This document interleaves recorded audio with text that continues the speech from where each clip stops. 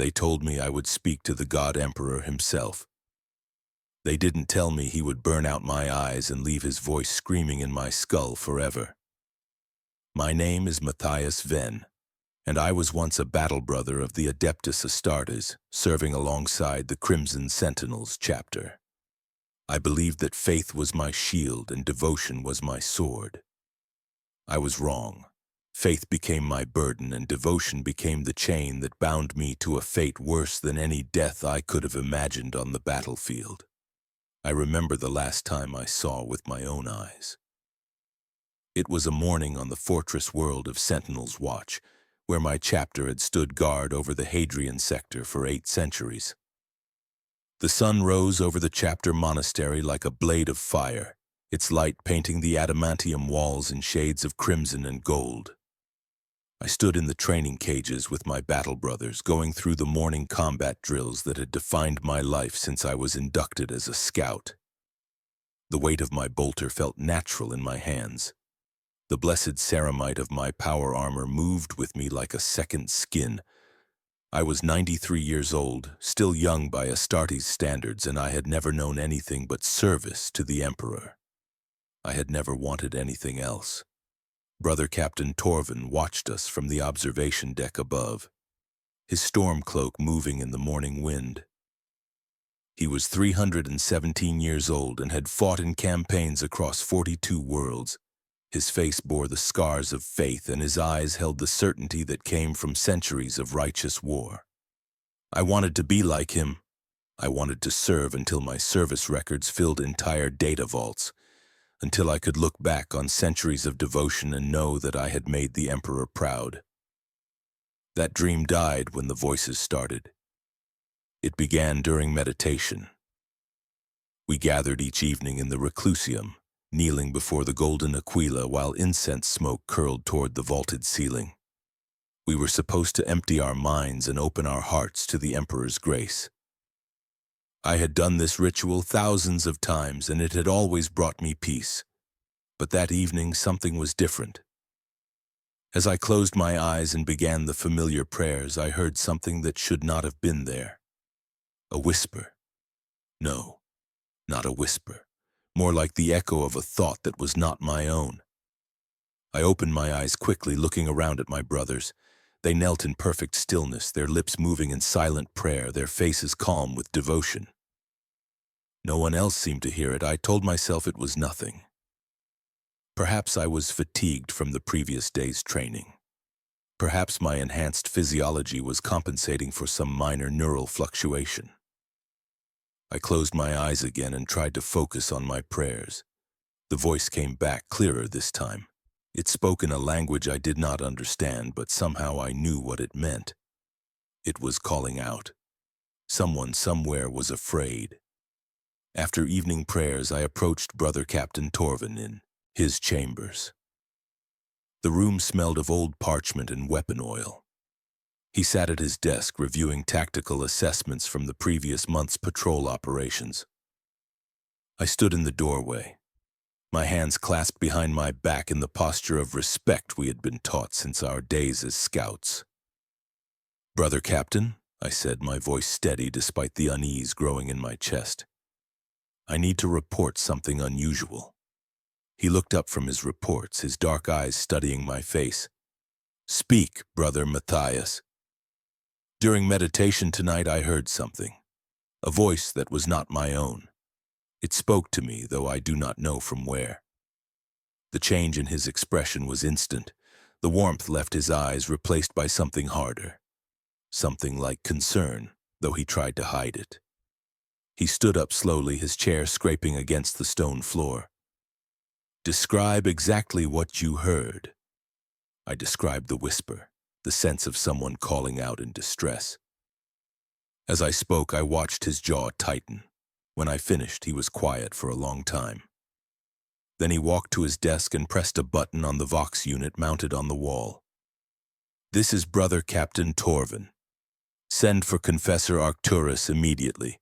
We have a situation that requires his attention." My stomach tightened. "Brother Captain, have I done something to dishonor the chapter?" He turned to face me, and for the first time since I had known him, he looked troubled. You have done nothing wrong, Matthias, but what you describe suggests something we cannot ignore. You may possess a psychic gift, or a curse depending on how one sees it. I don't understand. The gene seed screening would have detected such an anomaly. Not always, he said quietly. Sometimes the gift manifests later, triggered by trauma or simply awakening without warning. It is rare among Astartes, but not unheard of. Soon enough, you will understand everything. Confessor Arcturus arrived within the hour, accompanied by 2 tech marines I did not recognize well.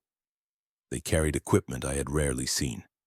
Handheld devices with flickering green screens, cables that connected to portable cogitators, sensors that hummed with barely contained energy. The confessor was an ancient warrior, his face hidden behind the skull mask that marked his station. When he spoke, his voice was distorted by the vox speakers built into his vestments. Brother Matthias Venn, he said, I am going to ask you questions. You will answer them truthfully, for lies serve only the enemies of mankind. I will speak only truth, I replied, though my twin hearts beat faster in my chest. The questions were unusual. Had I ever dreamed of places I had never been? Had I ever known things I should not know? Had I ever felt the presence of something watching me from beyond the veil of reality? I answered as honestly as I could. Some questions I answered yes, others I answered no. The confessor said nothing, but the 2 tech marines took notes on data slates, their mechadendrites moving with precise efficiency. After an hour of questioning, Confessor Arcturus stepped back and nodded to the 2 tech marines. They approached me with one of their devices, a metal wand connected to a larger machine by thick black cables. This will not cause physical harm, one of them said, his voice flat through his respirator. The wand passed over my head, my chest, my hands. The machine beeped and clicked, numbers scrolling across its screen too fast for me to read. When they finished, they stepped back and looked at the confessor. He studied the screen for a long moment, then turned to Brother Captain Torvin. The readings are conclusive. He is a latent psyker.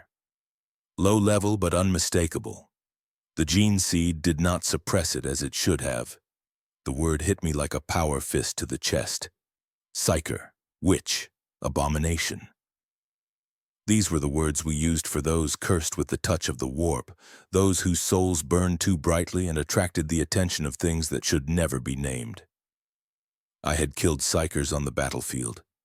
I had watched them burn, believing it was mercy to end their cursed existence before they could damn others. And now I was one of them. That is impossible, I said, my voice harder than I intended. I have served the Emperor faithfully since my induction. I have never touched the warp. The gene seed purifies us from such corruption. The gene seed does many things, Confessor Arcturus said, his tone measured. But it is not infallible. Latent psychic potential can remain dormant for decades, even centuries before manifesting. You have done nothing wrong. The psychic gift is not heresy in itself. It is what one does with the gift that determines damnation or salvation. But I am a space marine, I said, and I heard the desperation in my own voice. I want to serve with my brothers. I want to fight in the Emperor's name. There must be a way to suppress this. Brother Captain Torvin stepped forward and placed his gauntleted hand on my shoulder plate. His grip was firm. There is no suppression, Matthias. The tests do not lie. You have been marked by fate for a different kind of service. What kind of service? It was Confessor Arcturus who answered. The black ships will arrive within 3 days. You will be taken to Terra, to the Golden Throne itself. There you will undergo the soul binding, and if the Emperor deems you worthy, you will become an astropath. You will speak his will across the void, carrying messages between worlds that would otherwise be lost to the darkness. It is a great honor, perhaps the only honor left to you now. Honor. The word felt like ash in my mouth. I looked at Brother Captain Torvin, searching his face for some sign that this was a test, a trial I could overcome through strength and devotion. But I saw only regret in his eyes. He knew what this meant. I would never stand beside my brothers in battle again. For a Space Marine, this was a death sentence of another kind. The next 3 days passed in a state of disconnection. My brothers tried to treat me as they always had, but I could see the change in how they looked at me. There was wariness in their eyes now and distance. I was no longer one of them. I was something other, something dangerous that needed to be removed before I could bring corruption into our sacred chapter. Only Brother Captain Torvin remained unchanged. He trained with me in the cages, prayed with me in the reclusium, and spoke to me as though I were still the warrior I had been before the tests. On the final night, he came to my cell after evening prayers. I sat on the edge of my meditation slab, staring at the bare walls that had been my sanctuary for 8 decades. My armor stood in the corner, its crimson ceramite polished to perfection. I would not be taking it with me. The gene seed would be harvested before I left, passed to a new brother who would carry on the chapter's legacy. Everything that made me an Astartes would be stripped away. "Matthias," Torvin said, his voice softer than usual. He stood in the doorway, his massive frame filling the space. Brother captains did not visit common battle brothers in their cells. But perhaps he no longer saw me as common, or perhaps he simply wanted to offer what comfort he could. "I'm afraid, Brother Captain," I admitted. "Not of death. I have faced death 100 times on the battlefield. But this is different. I don't want to lose what I am." "I know," he replied, stepping into the cell. 300 years ago, we lost a brother to the Black Ships.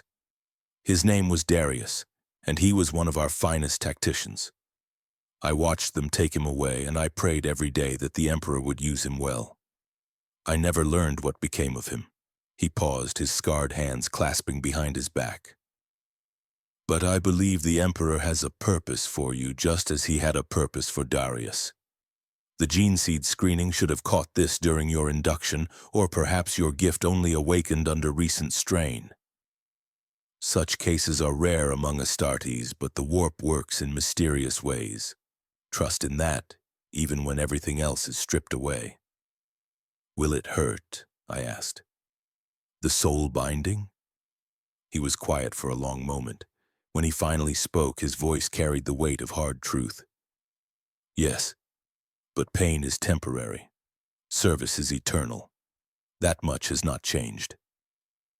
The Black Ships arrived the next morning, their massive hulls blocking out the sun as they descended through Sentinel's Watch's atmosphere. They were ancient vessels, older than most worlds of the Imperium, their black armor scarred by millennia of service. I stood in the landing field with 17 other people, all of us identified as Psychers, all of us bound for Terra. The others were baseline humans, most of them young, pulled from hive cities and agri-worlds. They wept and called out for their families. Some tried to run and were dragged back by the armored guards who surrounded the landing field. I did not run. I stood at attention, my hands at my sides, my eyes fixed on the ship that would carry me away from everything I had ever known. Brother Captain Torvin had come to see me off, along with a full squad from my company. They stood in formation, their bolters held at parade rest, their helmets painted with the chapter's honors. As I walked toward the transport ramp, they struck their chest plates in salute, the sound echoing across the landing field like thunder. It was the last honor they could give me, the final acknowledgement that I had once been one of them. I wanted to look back at them one last time, to memorize their faces and carry them with me into whatever future awaited. But I did not. A Space Marine does not look back. The interior of the Black Ship was cold and dark, its corridors lit by flickering lumens that cast strange shadows on the walls. We were herded into holding cells, each of us separated from the others by walls of reinforced steel. My cell was smaller than my meditation chamber had been, barely large enough for someone of my size, with a reinforced bench and a waste reclamation unit in the corner. The door sealed shut with a hiss of hydraulics, and I was alone.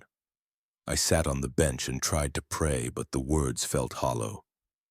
For the first time since my induction, I could not feel the Emperor's presence as I once had. The certainty that had always sustained me, the absolute faith that had guided my every action in battle, felt distant now. In its place was only silence and the distant hum of the ship's engines as we lifted away from Sentinel's watch. I pressed my hands against the cold metal wall and spoke into the darkness. Emperor, if you can hear me, give me strength. Help me endure what is to come. Let my service continue to honor the chapter I leave behind. There was no answer.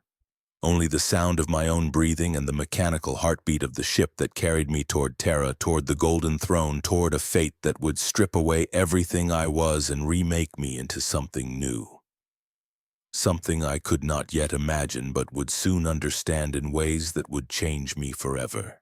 The journey to Terra took 6 weeks, though it felt like 6 years. Every day was the same. Guards brought food twice daily, tasteless nutrient paste that kept us alive but offered no comfort. The other psychers screamed at night, their voices echoing through the metal corridors. Some begged to be released, others prayed for death. I did neither. I sat in my cell and tried to remember the prayers I had spoken every day of my life, but they sounded empty now, like words spoken in a language I no longer understood. When we finally arrived at Terra, they moved us through processing stations deep beneath the planet's surface. Thousands of psychers shuffled through narrow corridors, all of us marked for the soul-binding ceremony. Some looked eager, their eyes bright with the hope of serving the Emperor directly. Others looked broken, their spirits already crushed by whatever they had endured on their journeys. I looked at their faces and wondered what they saw when they looked at mine. A space marine stripped of his armor and purpose, reduced to the same status as baseline humans who had never known the strength of the gene seed. The ceremony took place in a chamber so vast I could not see its ceiling. The walls were gold, covered in symbols I did not recognize. At the center of the chamber stood a throne, and on that throne sat something that had once been a man but was now something more. The Golden Throne, the physical presence of the God Emperor himself, or what remained of him after 10,000 years of sacrifice. We stood in lines, hundreds of us waiting our turn to approach the throne. I could feel the power radiating from it, a heat that had nothing to do with temperature. It pressed against my enhanced physiology like invisible hands, searching, judging, measuring my worth. The psyker ahead of me walked forward when his name was called. He knelt before the throne, and for a moment nothing happened. Then light erupted from the throne, golden and terrible, and the psyker began to scream. The light consumed him, pouring into his eyes, his mouth, his very skin. When it faded, he collapsed to the floor. Attendants rushed forward and carried him away. I could not tell if he was alive or dead. My name was called. Matthias Venn, formerly of the Adeptus Astartes, Crimson Sentinels chapter. I walked forward on legs that felt strange without the weight of power armor. Every step brought me closer to that terrible light, that overwhelming presence that made even my enhanced soul feel small and insignificant. I knelt before the throne as I had been instructed, my head bowed, my hands clasped in the old gesture of devotion. The light came without warning. One moment I knelt in darkness, and the next my entire world was fire. Not the fire of burning promethium or melta weapons, but something purer, something that burned the soul instead of the flesh. I felt the Emperor's consciousness touch mine, and it was like standing at the center of a star. His presence was vast beyond comprehension, older than worlds, filled with power that could reshape reality with a thought. And I was nothing before it, a single spark trying to exist beside the fury of a sun. My eyes burned. The pain was beyond anything I had ever experienced in battle, beyond any wound I had ever suffered. My Astartes pain tolerance meant nothing here. It was not just physical agony, but something deeper, something that touched the core of who I was. I felt my eyes dissolving, the enhanced structures that had allowed me to see across vast distances and in near darkness turning to ash and vapor. I tried to scream, but my voice was lost in the overwhelming roar of the Emperor's will flowing through me. He was remaking me, burning away everything weak and mortal, forging what remained into a tool that could serve his purpose. And then, for just an instant, I felt something else. Not the crushing weight of divine power, but something smaller. Something that felt almost like awareness, like he was looking at me, truly seeing me, and in that moment of connection I heard a voice that was not a voice. It said only one word, but that word carried the weight of infinite meaning. Serve. The light faded. I collapsed to the floor, my hands reaching instinctively for my face. Where my eyes had been, there was only smooth, scarred tissue. The world was darkness now, absolute and complete. I could not see the golden walls or the throne or the attendants who rushed forward to lift me to my feet. But even as they carried me away, I realized something strange. I could still perceive, not with my eyes, but with something else. I could sense the shapes of people around me, feel the walls of the corridor as we moved through them, detect the ebb and flow of energy that marked living souls. It was not sight as I had known it, but it was something. They took me to a recovery ward where dozens of newly bound psychers lay on narrow beds, their bodies broken by what they had endured. Some wept. Others lay in silence, their minds retreating into places where pain could not follow. I sat on my assigned bed and touched my face again, tracing the scars where my eyes had been. This was what I was now. This was what I would be for whatever remained of my life. No longer Astartes, no longer even fully human in the way I had been. Something new. Something changed. A man approached my bed. I could sense his presence, feel the warmth of his body and the shape of his form, though I could not see his face. "Brother Matthias," he said, and his voice carried authority. "My name is Master Calidus. I am here to teach you how to use your gift." "I cannot see," I said, and my voice sounded strange to my own ears. Raw, damaged, weak in ways an Astartes voice should never sound. "Your old eyes are gone," Calidus agreed. "But you have new eyes now, eyes that see differently. In time, you will learn to use them. You will learn to perceive the world through the warp itself, to sense the currents of energy that connect all living things. And you will learn to send your thoughts across the void, to speak to other astropaths across distances that would take ships years to travel." The training began the next day. Master Calidus was patient, but the lessons were brutal. He taught me to focus my awareness, to extend my perception beyond my immediate surroundings. At first, I could sense only vague shapes, impressions of solid objects and empty space. But gradually, over days and weeks, the impressions became clearer. I learned to distinguish between different types of materials, to feel the subtle differences between living flesh and dead metal. I learned to sense emotions in those around me, to detect fear and anger and hope as clearly as I had once seen colors through my helmet's auto-senses. The hardest lesson was learning to enter the warp. Master Calidus described it as opening a door in my mind, a threshold between the material world and the realm of pure thought and energy that lay beneath reality. "The warp is dangerous," he warned me. "It is home to things that hunger for human souls, entities of pure malice that will try to corrupt you or destroy you if given the chance. But it is also the only way to send messages across the vast distances of the Imperium. You must learn to touch it without being consumed by it. My first attempt nearly killed me. I closed my eyes, though the gesture was purely habitual now, and reached out with my consciousness as Kalidus had taught me. I felt the threshold approaching, a thin barrier between worlds. I pushed through it, and suddenly I was no longer in the training chamber. I was nowhere and everywhere, floating in a space that had no up or down, no solid ground beneath my feet. Colors that had no name swirled around me, shapes that hurt to perceive twisted in patterns that defied geometry. And everywhere, lurking in the spaces between the currents, I sensed the presence of things that should not exist.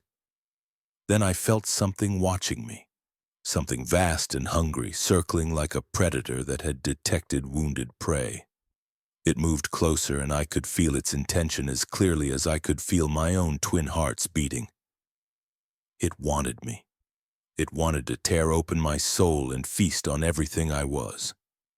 Terror flooded through me, primal and absolute. I tried to pull back, to retreat to my body, but I could not find the way. The threshold had vanished, and I was lost in this nightmare realm with something terrible hunting me. Master Kalidus's voice cut through the chaos like a blade. "Matthias, follow my voice, come back!" I focused on his words, using them as an anchor. Slowly, painfully, I felt myself being pulled back toward the material world. The colors faded. The voices grew distant. And then I was back in my body, gasping for air, my hands clutching the edge of the bed so hard my enhanced strength nearly bent the metal frame. "You went too deep too quickly," Kalidus said, and there was no anger in his voice, only concern. "The warp is not a place you can rush into. You must approach it carefully, always maintaining your connection to the physical world. Always remembering who you are and what you serve." I tried again the next day and the day after that. Each time I went a little deeper, stayed a little longer, learned to navigate the currents of the warp with more confidence. And each time I felt those watching presences, those things that dwelled in the spaces between reality. They whispered to me, offering power and knowledge and freedom from pain. I learned to ignore them, to focus on the Emperor's light that burned at the center of all things. That light was my guide, my protection, my only defense against the horrors that surrounded me every time I entered the warp. After 3 months of training, I was deemed ready for assignment. They gave me a uniform, simple gray robes marked with the symbol of the astropathic choir. They gave me quarters on a naval vessel called the Undying Resolve, a cruiser that patrolled the Segmentum Obscurus. And they gave me a duty that would define every day of my remaining life. I would send messages, battle reports from fleet commanders, supply requests from planetary governors, distress calls from worlds under attack, thousands of messages, each one carried through the warp by my mind, each one requiring me to touch that terrible realm where demons waited. The first year was the hardest. I sent an average of 12 messages every day, and each transmission left me exhausted. My head ached constantly. Blood dripped from my nose after difficult sends. My hair, which had been dark brown when I arrived on Terra, began to turn white at the roots. The other astropaths on the ship told me this was normal. We all aged faster than baseline humans. The constant exposure to the warp burned through our bodies like acid eating through metal. Master Kalidus had warned me that most astropaths burned out within a few decades of their binding, rarely seeing old age. I was 94 now. If I was fortunate, I might reach 120. But it was not the physical toll that troubled me most. It was the emotional weight of the messages I carried. I transmitted orders that sent millions of soldiers into battles they would not survive. I carried distress calls from worlds that would be dead before help could arrive. I sent requests for aid that would be denied because other worlds needed those resources more. Every day I touched the lives of people I would never meet, and every day I knew that my actions contributed to death on a scale I could barely comprehend. The worst came during my second year of service. A distress call arrived from a world called Perthos 9, a mining colony on the edge of Imperial space. They reported Xenos raiders attacking their primary settlement, thousands of civilians trapped with no way to evacuate. The colony's astropath, an old man named Erasmus, sent the message with desperate urgency. I could feel his fear through the psychic connection, taste his panic like ash in my mouth. I received his message and immediately relayed it to Sector Command, requesting immediate military response. The response came back within hours. Denied. All available forces were engaged in a campaign against Chaos Insurgents 3 systems away. Perthos 9 would have to hold on its own until reinforcements could be spared. I was ordered to send this message back to Erasmus to tell him that no help was coming. I sat in my transmission chamber, a small room lined with psychic dampeners and blessed with prayers against corruption. My hands shook as I prepared to enter the warp. This was my duty. This was what I had been created to do. But the thought of telling Erasmus that he and everyone on his world had been abandoned made me sick in ways that had nothing to do with physical illness. I entered the warp and found his signal, that distant spark of consciousness reaching out across the void. I made contact and immediately I felt his hope. He thought I was bringing news of rescue, of ships coming to save his people. Instead, I had to deliver his death sentence. I sent the message as quickly as I could, keeping the connection brief to spare us both unnecessary pain. But even that short contact was enough for me to feel his reaction. The hope died first, replaced by disbelief, then anger, then finally a terrible acceptance. He understood what this meant. His world would fall, everyone he knew would die, and there was nothing anyone could do to stop it. The connection broke. I returned to my body and immediately vomited into the waste bin beside my chair. My hands would not stop shaking. I could still feel Erasmus's emotions echoing in my mind, his despair mixing with my own growing horror at what I had become. I was not a servant of the Emperor. I was an executioner, delivering death notices to those who had the misfortune to need help. The Imperium could not spare. 2 weeks later, I received confirmation that Perthos 9 had fallen. 4,732 confirmed dead. No survivors detected. The report was clinical, just numbers on a data slate. But I remembered Erasmus's voice in my mind, remembered the taste of his fear. 4,000 lives ended because someone had decided they were less important than some other battle being fought somewhere else. That night I sat alone in my quarters and tried to pray. But the words felt hollow. What kind of God demanded this? What kind of faith required me to condemn thousands to death with my silence? I thought of Brother Captain Torvin, of his certainty and his strength. I tried to draw on the lessons he had taught me, the belief that service was its own reward, that duty required no justification beyond itself. But those lessons felt like they belonged to a different person, someone who had died the moment the Emperor's light burned out his eyes. The years that followed became a blur of transmissions and exhaustion. I watched other astropaths arrive on the ship, young and eager to serve.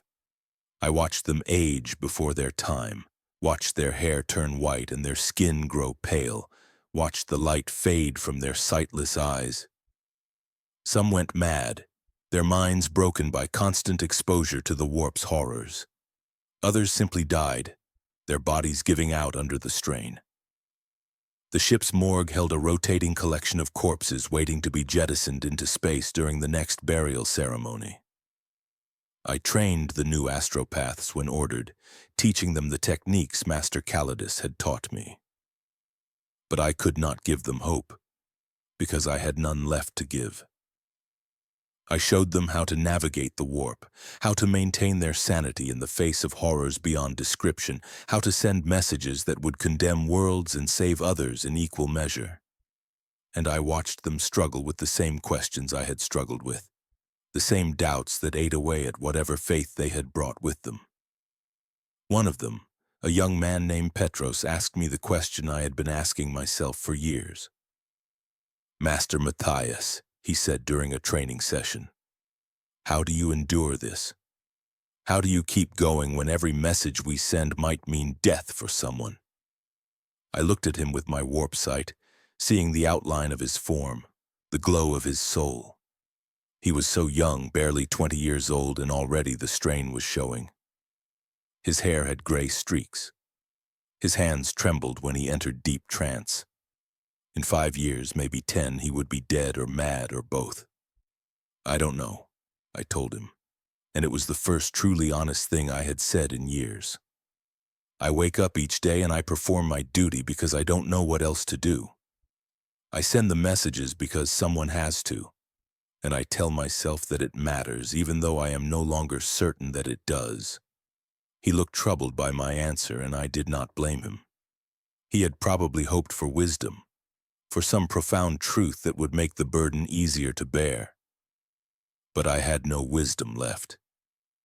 Only exhaustion and the faint, fading memory of what it had felt like to serve with certainty and purpose.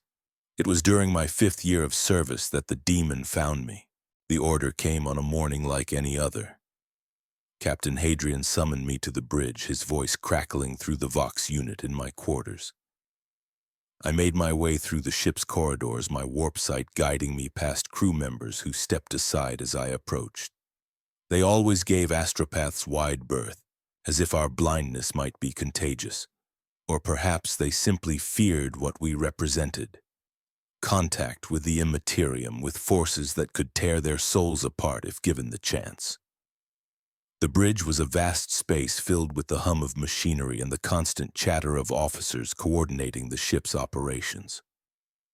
Captain Hadrian stood before the main display, his arms crossed behind his back. He was a tall man, his presence commanding even through my limited perception. When he spoke, his voice carried the weight of someone who had made difficult decisions for so long that they no longer troubled his sleep. "Astropath Ven," he said without turning to face me. "We have received priority orders from Sector Command. A message must be transmitted to Astropath Station Gamma 77 in the Hadros sector. The sector is currently experiencing severe warp storms. 3 previous attempts to establish contact have failed. You will make the 4th attempt." I felt something cold settle in my stomach. The Hadros sector had been growing increasingly unstable for months. Reports spoke of entire ships vanishing in transit, of communications breaking down, of worlds going silent without explanation. The warp storms that plagued the region were unlike anything in recent memory, violent enough to tear apart even the most experienced navigator's charts. "Captain," I said carefully, "if 3 attempts have already failed, perhaps we should wait until the storms subside." "We cannot wait," Hadrian replied, and now he turned to face me. I could sense the tension in his posture, the tight control he maintained over his emotions. "The message contains tactical information critical to the defense of 17 Imperial worlds. If we delay, those worlds will fall to the enemy. Thousands will die, perhaps millions." The familiar weight settled across my shoulders. How many times had I heard these words? How many times had I been told that my suffering, my risk was acceptable because the alternative was worse? I wanted to refuse. I wanted to tell Captain Hadrian that sending me into that storm was suicide, that no message was worth the price he was asking me to pay. But I was not a space marine anymore. I had no right to refuse orders based on personal fear. "I understand, Captain," I said. "When do you require the transmission?" "Immediately." He gestured to one of his officers, who approached with a data slate. "The message is encoded here. Commit it to memory before you begin. An astropath, Ven?" He paused, and for the first time I heard something in his voice that might have been regret. "May the Emperor protect you." I returned to my transmission chamber and sealed the door behind me. The room was small, barely 3 meters square, its walls covered in prayers and wards against corruption. A single chair sat in the center, surrounded by candles whose flames never wavered despite the lack of any breeze. I sat down and took the data slate in my hands, running my fingers across its surface to activate the audio recording. A mechanical voice read out the message, a series of tactical coordinates and force dispositions that meant nothing to me but would mean everything to whoever received them. I spent an hour committing the message to memory, repeating it over and over until I could recite it perfectly. Then I set the data slate aside and began the breathing exercises that prepared my mind for warp travel. Slow inhale through the nose, hold for 4 counts, exhale through the mouth. Again and again until my twin hearts slowed to their resting rhythm and the physical world began to feel distant.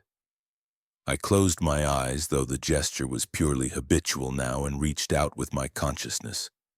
The threshold approached, that familiar boundary between reality and the Imperium. I pushed through it and felt the warp embrace me like freezing water closing over a drowning swimmer. The storm was immediately apparent. Where the warp usually appeared as a chaotic but navigable space, now it was pure violence. Currents of energy tore past me with force that would have shredded an unprotected soul. Colors screamed and twisted. The whispers I had learned to ignore became shrieks that threatened to drown out my thoughts. And everywhere, lurking in the spaces between the currents, I sensed the presence of things that should not exist. I focused on the Emperor's light, that distant beacon that served as my guide through this nightmare. It was harder to perceive now, dimmed by the violence of the storm, but it was still there. I began to move toward it, using it as a reference point to navigate toward the Hadros sector. Every moment felt like swimming through broken glass.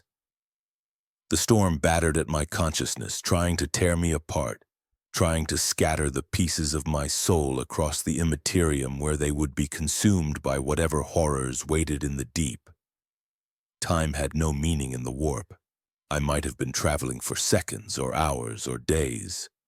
All I knew was the endless struggle to maintain my course, to keep moving forward when every instinct screamed at me to retreat. The message burned in my mind, those tactical coordinates that Captain Hadrian had deemed worth my life. I clung to them like a drowning man clings to driftwood, using them as an anchor to remind myself why I was here. I passed other astropaths along the way. Not physically, but their psychic signatures burned like candles in the storm.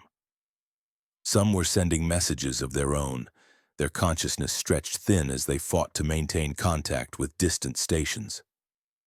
Others were already lost, their minds trapped in the warp, screaming silently as demons slowly tore them apart. I forced myself not to look too closely at them. I could not help them. I could barely help myself. The signature of Station Gamma 77 appeared ahead, a faint spark nearly lost in the chaos. I pushed toward it with everything I had, ignoring the pain that lanced through my consciousness as the storm tore at me.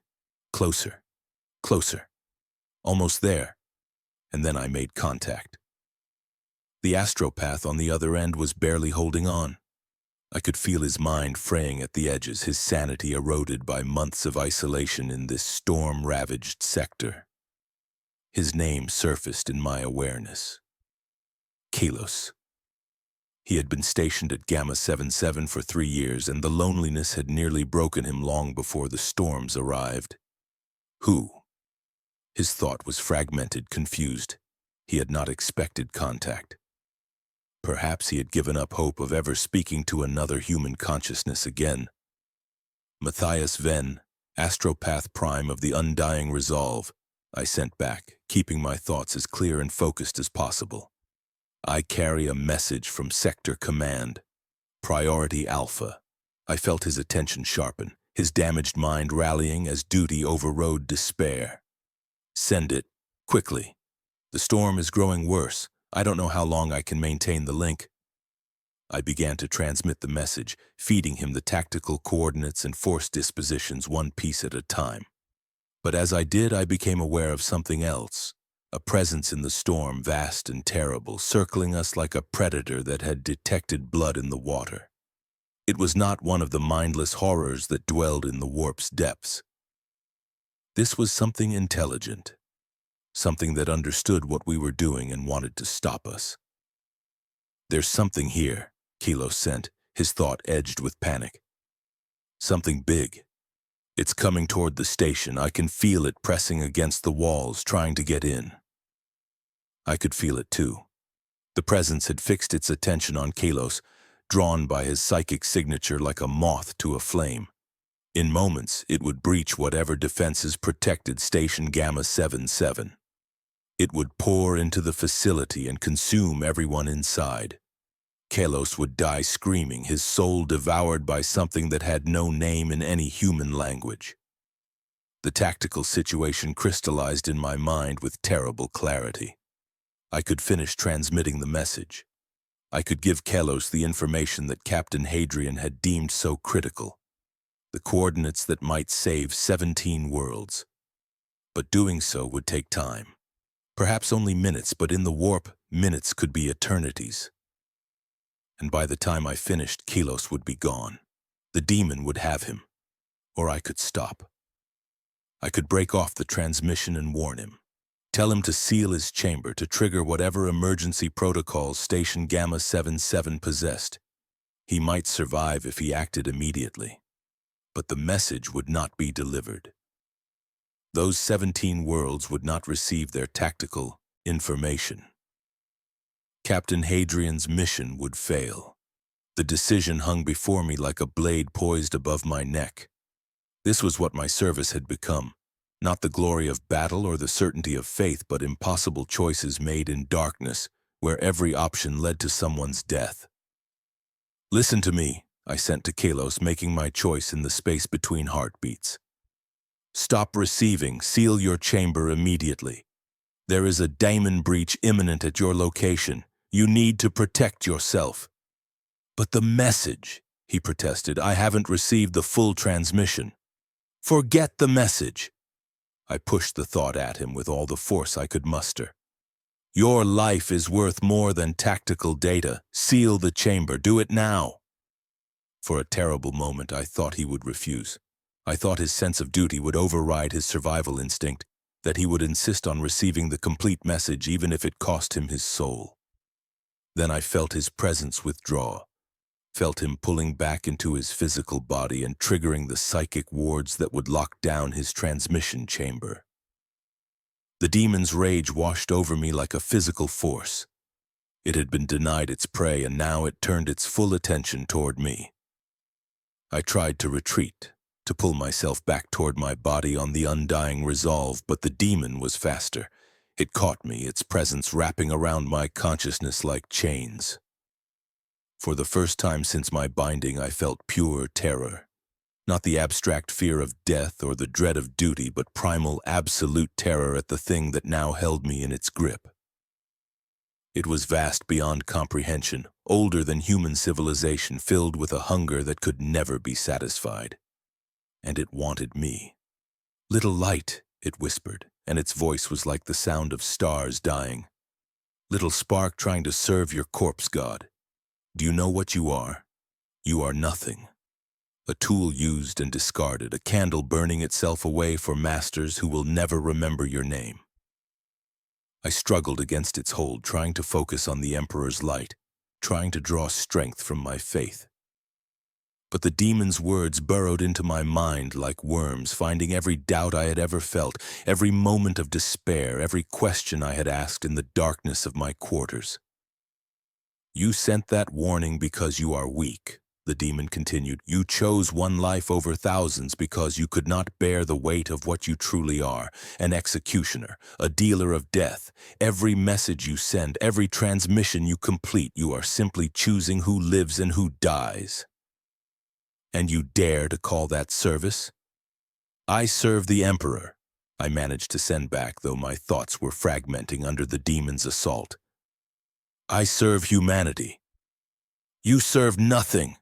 The demon's laughter was like breaking glass. "You are a slave in a machine that cares nothing for you. When you die, they will replace you with another blind fool who thinks suffering equals purpose. Your pain means nothing. Your sacrifice means nothing. You mean nothing. The words struck something deep inside me, some core of doubt that I had been trying to ignore for 5 years. Because the daemon was right. I was nothing special. There were thousands of astropaths scattered across the Imperium, all of us burning ourselves away to send messages that might or might not matter. When I died, someone would take my place, and the machine would continue without pause. My individual existence was meaningless in the face of that vast grinding apparatus. But I can give you meaning, the demon whispered, and now its voice became seductive, almost kind. I can give you purpose beyond mere duty. I can show you truths your corpse god has hidden from you. I can make you more than a tool. All you have to do is accept my gift. All you have to do is stop fighting. The temptation was terrible, not because I wanted power or knowledge or any of the things demons typically offered, but because I was so tired. Tired of the pain, tired of the impossible choices, tired of sending messages that condemned people to death. The demon was offering me an end to that exhaustion, a way to stop being what I had become. My consciousness began to slip. The demon's chains tightened, and I felt my resistance crumbling. In moments, I would accept its offer. I would let it take me, corrupt me, transform me into something that no longer had to carry the weight of being human. And then, like a voice from a dream I had almost forgotten, I heard Brother Captain Torvin speaking. Not truly speaking because he was light years away on Sentinel's watch. Probably still training new battle brothers in the ways of faith and duty. But the memory of his voice preserved in some deep part of my mind that the demon had not yet reached. Duty without compassion is tyranny, he had said to me once during a training session so long ago it felt like another lifetime. We do not serve the Emperor because we are ordered to. We serve because we choose to care about those who cannot defend themselves. Faith is not obedience. Faith is love made manifest through action. The words struck me like a thunderbolt. The demon had been right about one thing. I had made a choice, but it had not been weakness that drove me to warn Kalos. It had been the last remaining fragment of what made me human. The part of me that still cared, that still believed individual lives mattered, that still refused to see people as numbers on tactical displays. I had not warned Kalos because I was weak. I had warned him because it was right. The realization gave me strength I did not know I possessed. I focused on that truth, on the choice I had made and the reason behind it, and I pushed back against the demon's hold. You are wrong, I sent, and my thoughts were clearer now, stronger. I am not nothing. I am Matthias Venn. I was a space marine. I am an astropath, and I choose to care. The demon shrieked in rage and frustration. Its chains tightened, trying to crush me into submission, but I held firm. I thought of every person I had helped over the years, every message I had sent that had saved lives instead of ending them. I thought of the young astropaths I had trained, of Petros and the others who looked to me for guidance. I thought of Kalos alive because I had chosen his survival over mission parameters. And I thought of the Emperor. Not the distant, terrible light that burned at the center of all things, but something smaller. Something that might have been a memory or might have been something else entirely. A presence that felt almost gentle, almost kind. A voice that seemed to whisper a single word. Serve.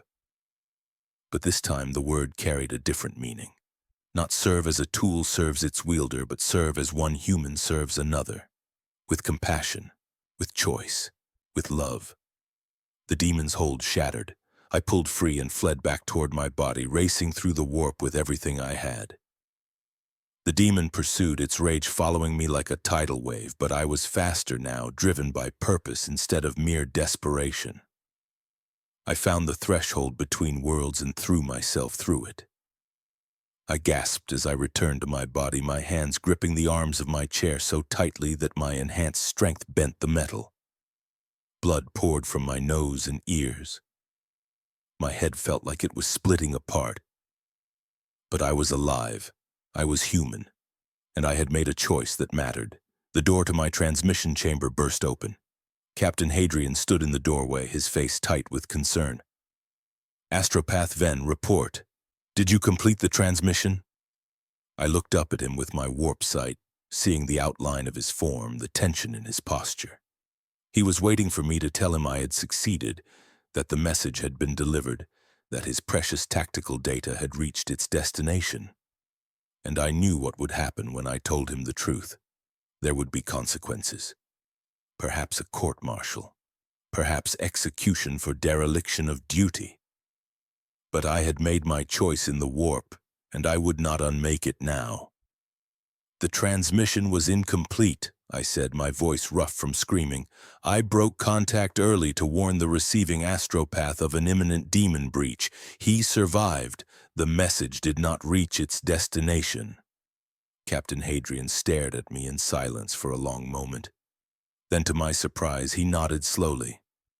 "I see.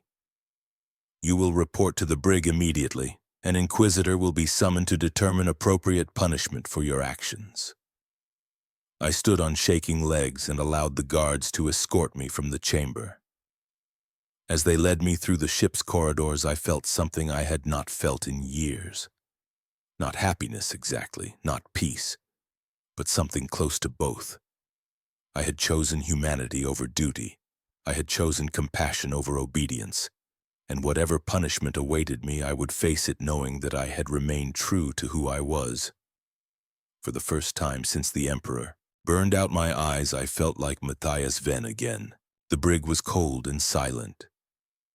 I sat on the narrow metal bench that served as both chair and bed, my hands folded in my lap, waiting for whatever judgment would come. 3 days passed with only brief visits from guards who brought food and water. No one spoke to me. No one explained what was happening. I existed in a state of suspension, caught between the choice I had made and the consequences I had yet to face. On the 4th day, they came for me. 2 guards in the black armor of the ship's security detail entered my cell and gestured for me to stand. "The Inquisitor has arrived," one of them said. "You will come with us." They led me through the ship's corridors to a chamber I had never entered before. The room was large and austere, its walls bare metal decorated only with the seal of the Inquisition. A single table stood in the center, and behind it sat a figure whose presence I could sense even through my limited warp sight. The Inquisitor radiated authority like heat from a fire, his soul burning with an intensity that marked him as someone who had seen the worst horrors the galaxy could offer and survived them. "Astropath Matthias Ven," he said, and his voice was surprisingly gentle. Not kind exactly, but lacking the harsh judgment I had expected. "I am Inquisitor Varian of the Ordo Hereticus. I have been reviewing your case. Please, sit." The guards pushed a chair toward me and I sat down, my hands still folded in my lap. I could sense Captain Hadrian standing to one side of the room along with several other officers whose signatures I did not recognize. They were here to witness my judgment, to see what happened to an astropath who placed personal morality above duty. "You are charged with dereliction of duty," Inquisitor Varian continued. "Specifically, you are accused of failing to complete a priority transmission, thereby jeopardizing Imperial operations in the Hadros sector and potentially contributing to the loss of 17 worlds. Captain Hadrian has provided a complete account of the incident. Do you dispute his version of events?" "No, Inquisitor," I said. My voice was steady, though my twin hearts beat faster in my chest. "His account is accurate. I broke off the transmission early to warn Astropath Kelos of an imminent demon threat. The message was not delivered. And you did this knowing the potential consequences, knowing that tactical information critical to Imperial defense would not reach its destination?" "Yes, Inquisitor." He was quiet for a moment, and I could sense him studying me with an intensity that went beyond physical observation. He was reading my soul, measuring my intentions, searching for any taint of corruption that might explain my actions. Finally, he spoke again. "Tell me why. What made you choose one astropath's life over the potential lives of millions?" The question hung in the air between us. It was the same question I had been asking myself for 4 days, the same question that had kept me awake in my cell as I replayed the moment of choice over and over. I could give the Inquisitor a tactical justification, explain that Kilos's survival meant Station Gamma 77 remained operational, that preserving Imperial infrastructure was a valid strategic consideration. But that would be a lie, or at least not the whole truth. "Because he was a person," I said finally, "not a number in a tactical assessment, not an acceptable loss. A human being with thoughts and feelings and a soul worth preserving." I could hear his fear through our connection, Inquisitor. I could feel his desperation, and I realized that if I let him die for the sake of a message, I would be no better than the things we fight against. "You are aware," Varian said, "that the Imperium makes exactly these calculations every day? That resources are allocated based on strategic value, that lives are weighed against objectives, that individuals are sacrificed for the greater good. This is not cruelty. This is survival in a galaxy that wants to destroy us." "I know," I replied. "I have sent thousands of messages over the years. I have transmitted orders that condemned entire regiments to death. I have carried distress calls from worlds that I knew would receive no aid. I understand how the system works, Inquisitor, but understanding it and accepting it are different things." "So you consider yourself above the system? Above the chain of command that keeps the Imperium functioning?" "No." I shook my head. "I consider myself human, and humans make choices. Sometimes those choices conflict with orders. Sometimes they conflict with what seems logical or strategic, but they are still choices and we are still responsible for them." Inquisitor Varian stood and walked around the table, his footsteps echoing in the quiet chamber. He stopped directly in front of me and I could sense him looking down at where I sat. "Astropath Ven," he said, "I am going to tell you something that is not in any official report. After you broke off the transmission, Captain Hadrian sent a follow-up message to Sector Command explaining what had happened. He expected to receive orders for your immediate execution. Instead, he received something unexpected." He paused, and I heard the rustle of parchment as he unfolded a document. "3 days after your aborted transmission, Station Gamma 77 sent out an emergency alert. The demon breach you warned Astropath Kilos about occurred exactly as you predicted. Because he sealed his chamber early, he survived. And because he survived, he was able to transmit a warning about enemy fleet movements in the Hadros sector. That warning reached 3 Imperial Navy battle groups that were able to intercept and destroy a Chaos fleet before it could attack 6 inhabited worlds." I sat very still, trying to process what he was telling me. "6 worlds," I said softly. "6 worlds," Varian confirmed. "Approximately 37 billion human lives saved because you chose to preserve one astropath rather than complete your assigned mission. The Emperor's will works in mysterious ways, does it not?" I could not speak. The weight of what he was saying pressed down on me like a physical force. I had expected punishment, execution, perhaps even the terrible mercy of mind-wiping. Instead, I was being told that my choice, my moment of compassion, had inadvertently served the Imperium better than blind obedience would have. "Does this mean," I said carefully, "that I am not to be punished?" "Oh, you will be punished," Varian replied, and there was something that might have been amusement in his voice. "You broke protocol. You disobeyed orders. Such actions cannot be ignored regardless of their outcome. But the punishment will not be execution. He returned to his seat behind the table. Instead, you are being reassigned. You will be transferred from the Undying Resolve to Astropathic Station Primus on the fortress world of Cadia. There you will serve as an instructor for newly bound astropaths. Your duty will be to train them in proper transmission protocols and to help them maintain their humanity in the face of the horrors they will encounter. The assignment struck me as almost poetic. I was being sent to teach others the very lessons I had learned through suffering, to help them become more than just tools in the Imperial machine. I accept this assignment, Inquisitor, I said. Thank you. Do not thank me yet, Varian replied. Station Primus is not an easy posting. You will be responsible for training dozens of astropaths each year, many of whom will not survive their first year of service. You will watch them break under the strain, watch them go mad or die or succumb to corruption. And you will bear the weight of knowing that your teachings may not be enough to save them. Can you endure that? I thought about the question for a long moment. Could I endure watching others suffer as I had suffered? Could I bear the responsibility of trying to preserve their humanity when I knew how fragile that humanity was? The answer should have been no.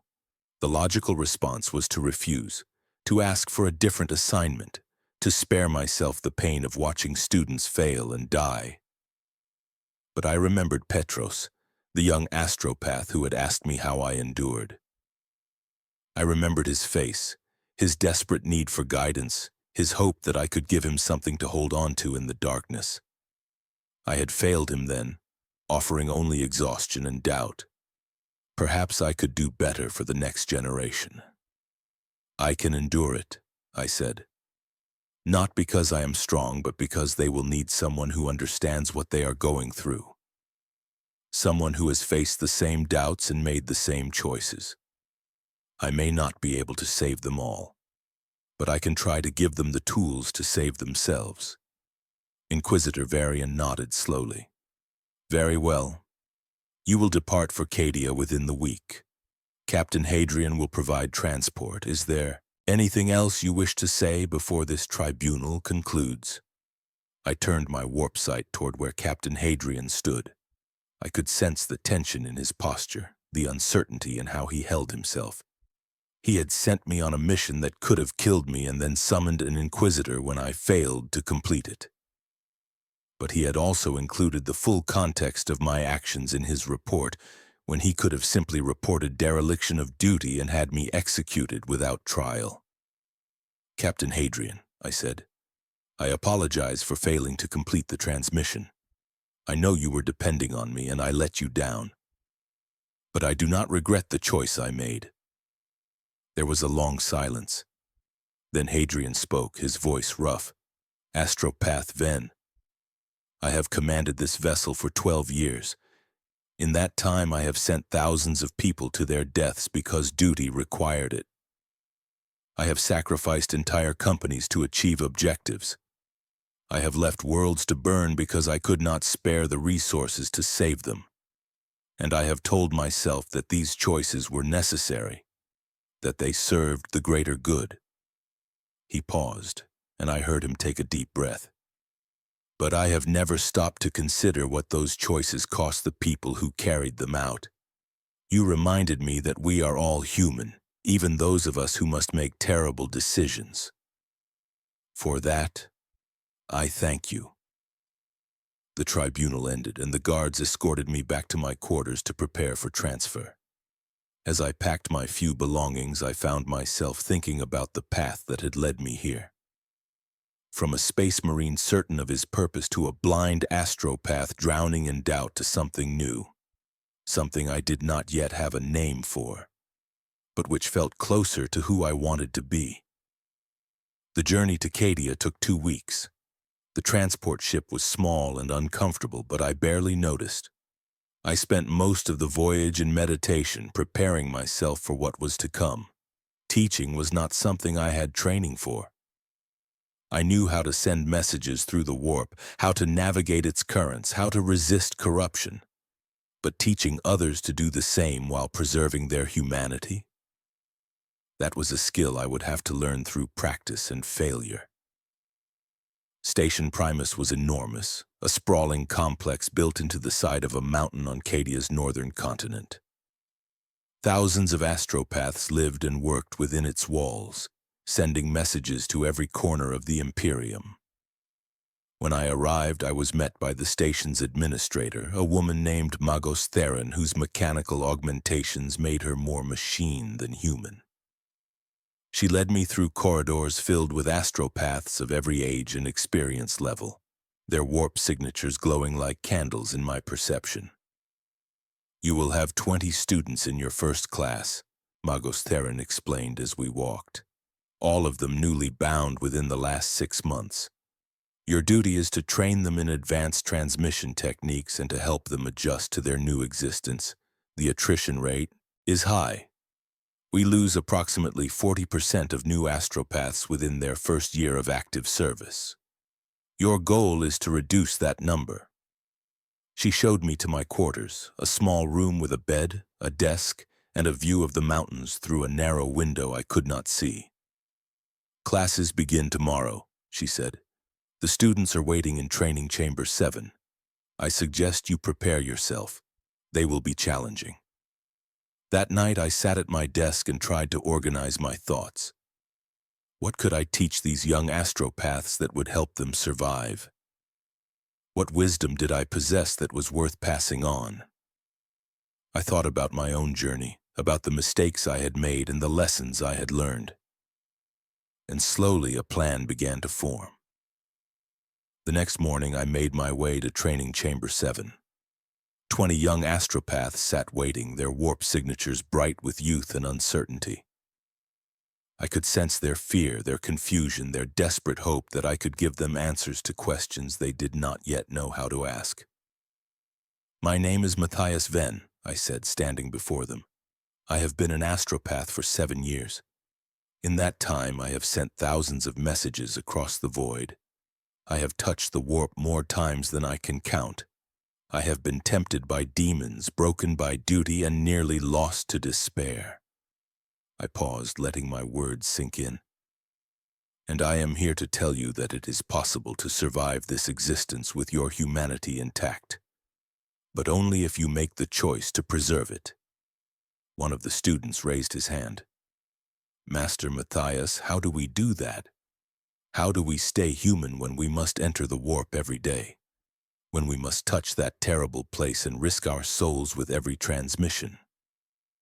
It was the same question Petros had asked me years ago.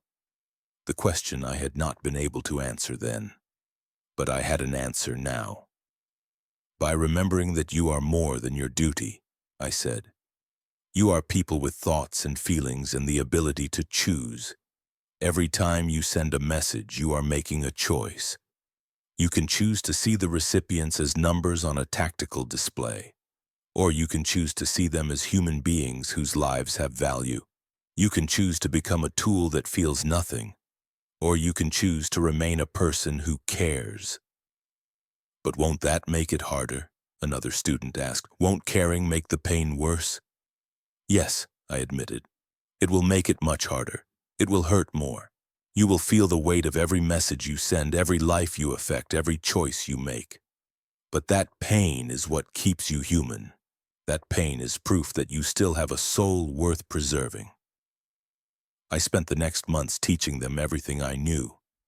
Not just the technical skills of warp navigation and psychic transmission, but the mental techniques that would help them endure.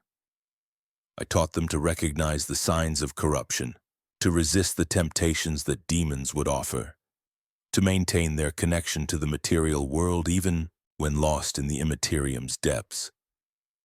But most importantly, I taught them to value individual lives, to see their service as something more than blind obedience, to remember that compassion was not weakness but the foundation of true faith. Some of them struggled with these lessons. They had been taught since their binding that duty was absolute, that personal feelings were irrelevant, that the Imperium's needs superseded all individual concerns. I challenged these teachings not by denying them, but by adding nuance. Yes, duty was important. Yes, the Imperium's survival required sacrifice. But within that framework, there was still room for choice, for compassion, for humanity. The first death came 3 months into training. A young man named Alexis attempted a particularly difficult transmission and was overwhelmed by the warp's violence. His mind shattered, and his body followed moments later. I held him as he died, feeling his consciousness fragment and disperse. The other students watched in horrified silence, confronted with the reality of what we were. That night, I gathered them in the training chamber. Alexis died doing his duty, I said. But he did not die meaninglessly. He attempted a transmission that could have saved lives on a distant world. He made a choice to serve, knowing the risks. And that choice matters. His life mattered. Do not let anyone tell you otherwise. One of the students, a girl named Sarah, spoke up. But Master Matthias, what if our choices lead to more deaths? What if we try to preserve humanity and end up failing our duty? It was the question I had been waiting for, the question that lay at the heart of everything I was trying to teach them. Then you will have to live with that failure, I said. You will have to accept that you are fallible, that your choices have consequences, that you cannot save everyone. But living with failure while remaining human is better than succeeding while becoming a monster. The years passed, and I trained class after class of new astropaths. Some succeeded and went on to long careers sending messages across the Imperium. Others broke under the strain and had to be retired or executed depending on the nature of their failure. Each loss hurt, but I bore the pain as the price of remaining human. I remembered their names, I honored their sacrifices, I carried their memories forward as proof that individual lives mattered in an Imperium that too often treated people as resources to be expended. I was 104 years old when I sent my last message. By then I looked ancient, my hair completely white, my skin translucent as paper, my body frail from years of warp exposure. The doctors told me my organs were failing, that I had perhaps months left to live. But there was one more transmission I wanted to make. It was a simple supply request from a frontier world called Terminus Station. Nothing urgent, nothing critical to Imperial defense. Just a routine message asking for food and medical supplies. I could have assigned it to one of my students. It would have been good practice for them, but I decided to send it myself. I entered my transmission chamber one final time and settled into the familiar chair. The room still smelled of candles and incense, still held the same atmosphere of focused purpose it had always held. I closed my eyes and reached out to the warp, feeling that old familiar threshold approaching. The transmission went smoothly. I found the receiving astropath on Terminus Station easily, made contact without difficulty, transferred the supply request in a matter of moments. But as I prepared to break the connection, I made a choice. One last act of compassion before my service ended. I added an unauthorized message to the supply request. Just a few words carried across the void on wings of psychic energy. You are not forgotten. The Emperor protects, and so do we, in our small ways. The receiving astropath was startled by the addition. Who? She sent back, confused. Just someone who wanted you to know that your world matters, I replied. That you matter. Stay strong, sister. I broke the connection and returned to my body. Blood poured from my nose and mouth. My heart stuttered in my chest. I knew this was the end, that my body had finally reached its limit. But I felt no fear. Only a quiet satisfaction that my last message had been one of hope rather than duty. They found me hours later, slumped in my chair, my body cold but my face peaceful. On my desk, they discovered a data slate containing hundreds of similar unauthorized messages I had sent over the years. Brief words of comfort and encouragement added to routine transmissions, small acts of compassion smuggled past official protocols. Messages to lonely astropaths on distant stations, to frightened soldiers on the front lines, to isolated colonists who thought the Imperium had abandoned them. My successor, a young man named Helena, who had been one of my first students, read through the messages with tears running down his blind eyes. He understood what I had been doing, why I had risked censure and punishment to send these small words of hope into the darkness. And he made a choice. He continued the practice. Every routine transmission now carried an extra message, unauthorized and unofficial. Words of comfort for those who needed to hear them, reminders that individual lives mattered, proof that somewhere in the vast machinery of the Imperium someone cared. The practice spread. Other instructors at Station Primus adopted it. Then astropaths at other stations heard about it and began adding their own messages. Slowly, quietly, a network of compassion grew within the cold efficiency of Imperial communications. Not enough to change the system. Not enough to make the Imperium less brutal or more kind. But enough to remind people that humanity was worth preserving, even in the grim darkness of the far future. In the official records, I am listed as Astropath Prime Matthias Venn, formerly of the Adeptus Astartes Crimson Sentinels chapter. Served 7 years active duty, 12 years as instructor. Died age 104 from complications related to warp exposure. The records note that I completed over 8,000 transmissions with a 92% success rate. They mention my reassignment following a protocol violation. They list the names of my students and their subsequent postings. What the records do not mention are the unauthorized messages, the acts of compassion that broke protocol but saved souls, the choice I made in a warp storm to value one life over tactical necessity, the lessons I taught about remaining human in a system designed to turn us into tools. But the people who mattered knew. The astropaths who carried forward my small rebellion knew. The students I trained who went on to teach others knew. And in that knowledge, in that continued choice to care despite everything that would grind compassion away, there was hope. In the grim darkness of the far future, where there is only war and the laughter of thirsting gods, I learned that hope is not found in grand victories or legendary deeds. Hope is found in small choices made in darkness, in warnings sent to strangers, in comfort offered to the desperate, in the stubborn refusal to become the monsters that efficiency demands we be.